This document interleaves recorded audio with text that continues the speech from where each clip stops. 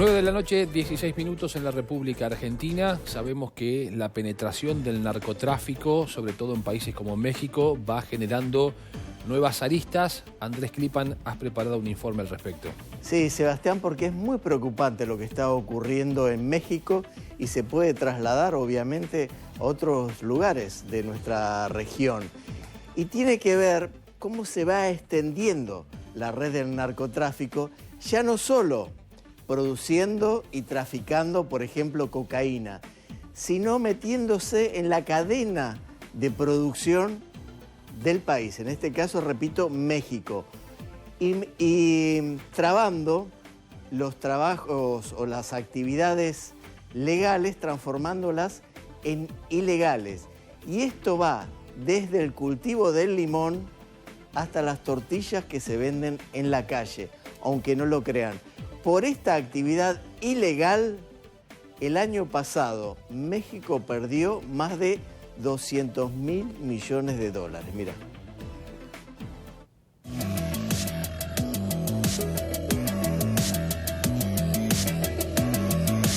El narcotráfico en México se expandió. Ya no se dedican solo a la fabricación y distribución de drogas como la cocaína, marihuana o más acá en el tiempo, fentanilo u otras sustancias sintéticas. Sus tentáculos se ampliaron y, como el resto del crimen organizado, tomaron por la fuerza negocios de todo tipo, incluyendo el tráfico de personas, pero también penetrando en negocios legales para operarlos de manera ilegal. El narco mexicano está detrás de redes de taxis y de autobuses, así como la distribución del limón y la producción de tortilla de maíz, centro sagrado de la gastronomía del país. En 2022, el 27,4% de los hogares mexicanos reportaron que por lo menos uno de sus integrantes fue víctima de un crimen, pero considerando que el narco está hasta en la comida, los mexicanos debieron pagar más por una palta de lo que valdría en el mercado libre de crimen organizado, y lo han hecho, muy probablemente, sin saberlo. En este contexto, la Confederación Patronal de la República Mexicana decidió discutir soluciones al problema de la violencia. Este país ya no puede más, dijo la Confederación en un comunicado reciente. No puede seguir bajo la misma ruta de violencia desbordada. Está claro que los empresarios temen entregar la economía a los criminales. El Instituto para la Economía y la Paz, Centro de Investigación y Análisis sin fines de lucro a nivel mundial, estimó que el impacto económico de la violencia en México fue de 230.000 millones de dólares en 2022. Esto equivale al 18,3% del Producto Interno Bruto. En el mismo año, el gobierno federal gastó 0,6% del PBI en seguridad. Cuando se mira el impacto per cápita, la cifra es más frustrante. Cada mexicano experimentó una pérdida económica de más del doble del salario promedio mensual en el año. Además, la criminalidad en las cadenas productivas de alimentos le agrega 2 puntos porcentuales a la inflación del país.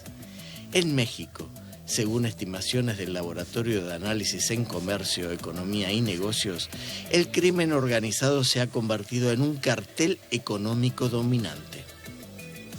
El centro de la gastronomía mexicana, la tortilla de maíz, también padece las amenazas y extorsiones del crimen organizado. A finales de 2021 ocurrió en Guerrero un incidente a todas luces extraño. A través de cartulinas o carteles en los establecimientos, un grupo criminal ordenaba a los dueños de las tortillerías a bajar sus precios.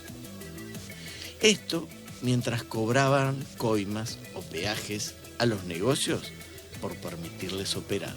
El año pasado, el presidente del Consejo Nacional de la Tortilla, Homero López, explicó que los criminales creen que uno sube el precio porque se nos ocurre, sobre todo en la zona de Guerrero, donde por inseguridad los costos de transporte son más altos. La situación es tan grave que la televisión alemana le dedicó un informe al tema. En el mercado central, los vendedores cuentan que el cártel de los tlacos también ha irrumpido a la fuerza en la venta de tomates y han subido los precios. En Iguala, otro municipio de Guerrero, en cambio, otro grupo armado obligó a bajar el precio de las tortillas de maíz para supuestamente apoyar a las familias. La fragmentación de los cárteles ha provocado una diversificación de sus actividades ilícitas y la incursión en la producción y venta de comestibles. En el caso del pollo, han dejado 11 muertos. El año pasado, las frutas y verduras fueron las que más alta inflación padecieron, consecuencia del crimen.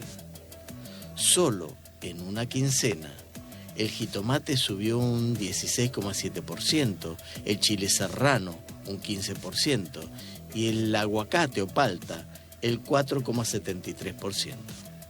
Este año, el estado de Nueva León vio un salto en el precio del limón del 50% entre agosto y septiembre, según datos de la Secretaría de Economía.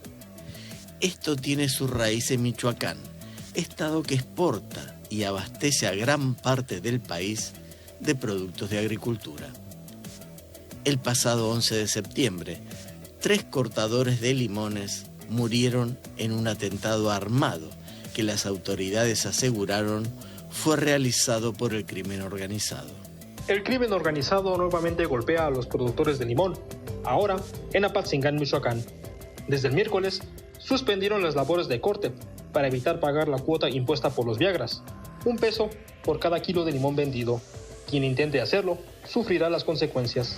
Así pasó el viernes, cuando una camioneta que transportaba a jornaleros fue incendiada. Los medios mexicanos registraron testimonios desgarradores sobre esta situación. Nos empezaron a cobrar $1,000 por tonelada al productor y 1,000 para el empacador. Quiere decir que estamos pagando $2,000 la tonelada a la gente. Nosotros somos pequeños productores también, pero sí cortamos un promedio de 20 a 30 toneladas al día de corte. A todos los días nos está afectando meramente mucho.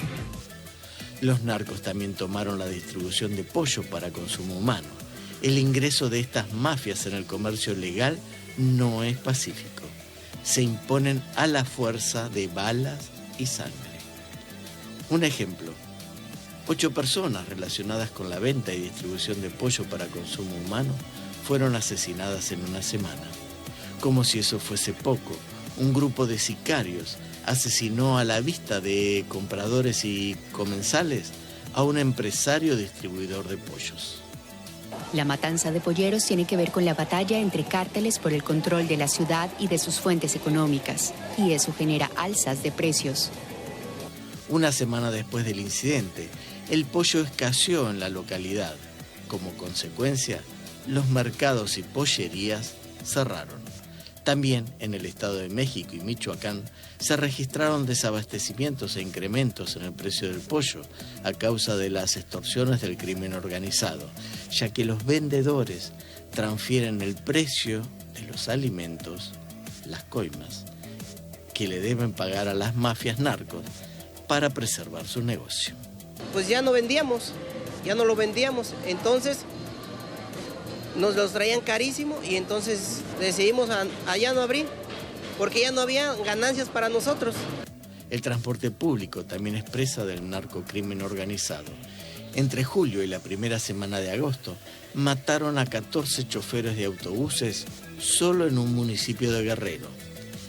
Estas son apenas algunas de las consecuencias del narcodelito, que penetra en los negocios legales a fuerza de la violencia, que hunde la economía del país gobernado por Andrés Manuel López Obrador.